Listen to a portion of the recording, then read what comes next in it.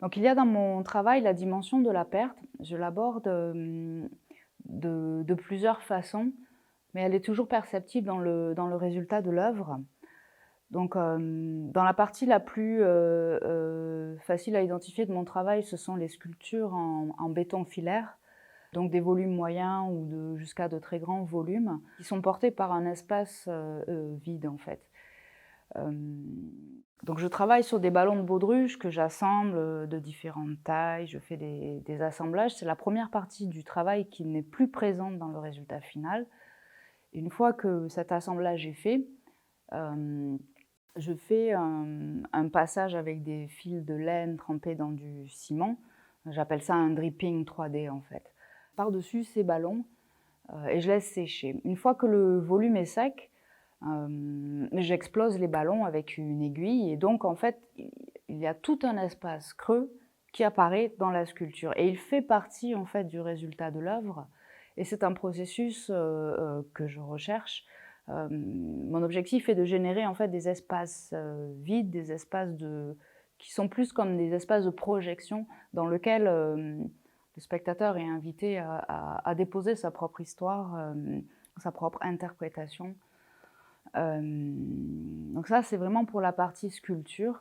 J'ai également la même approche, sur des travaux qui vont être plus de l'ordre, du plan. Donc, notamment un travail sur les pots, qui est la deuxième partie, dans mon travail, les sculptures filaires et puis, les pots de divers matériaux. Donc j'en fais en ciment, j'en ai eu fait en latex, j'en fais en agar-agar aujourd'hui, des épidermes aussi en kaolin et amidon de riz.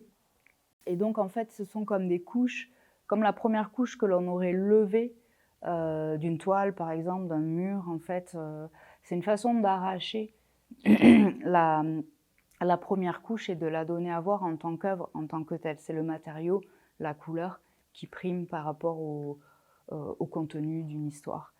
Donc là aussi, la dimension de la perte, elle est assez forte, même si elle est moins perceptible au premier regard. Et j'ai eu envie de pousser en fait ce concept-là plus loin. J'ai essayé le travail au casque en réalité virtuelle.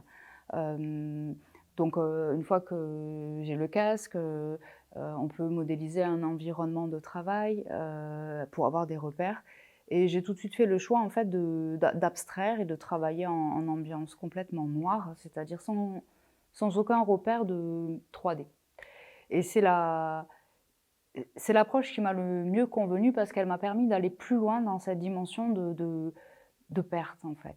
Donc là, en réalité, la vraie question qui va se poser, c'est la perte de l'œuvre puisqu'il n'y a pas d'œuvre, au sens, de la réalité matérielle. Il ne reste qu'un fichier numérique reproductible en numérique ou imprimable, via des imprimantes 3D et cette question de la perte de l'œuvre, en fait, je la trouve, intéressante et j'ai été amenée à la pousser dans le cadre d'une résidence au Muséum d'histoire naturelle de Nice. Quand j'ai rencontré toutes les missions de préservation de la biodiversité et les menaces qui pèsent, sur elle. Donc j'étais amenée à développer un travail en agar-agar. Donc c'est un matériau, c'est une algue à la base, hein, qui est en poudre, que je réhydrate, qui forme un substrat gélatineux. Et ensuite je déshydrate avec un système ventilé, pour obtenir les formes qui m'intéressent. Et donc l'œuvre en fait, est complètement soluble, c'est-à-dire, une fois qu'elle existe, elle peut être trempée dans un bain d'eau chaude, elle va se dissoudre assez rapidement en quelques heures. Elle peut même être, compostée dans un composteur en fait, donc amenée à disparaître. Et cette dimension de la disparition, qui est une forme de la perte, hein, est forte, je trouve aujourd'hui par rapport à un système économique, des arts plastiques, où il y a la dimension de la pérennité de l'œuvre.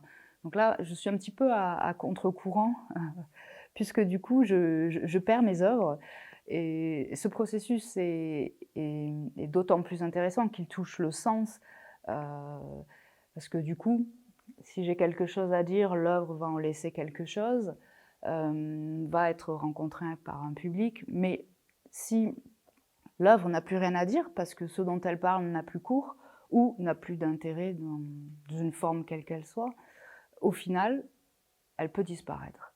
Et, et en tout cas, c'est ce que j'ai envie de dire dans mon travail, particulièrement aujourd'hui. On est dans un monde saturé d'informations, saturé de formes, de couleurs. Apporter une dimension de perte, de creux, c'est aussi faire ouverture, laisser la place à d'autres choses qui pourraient advenir. Et donc c'est le vrai sens de mon travail.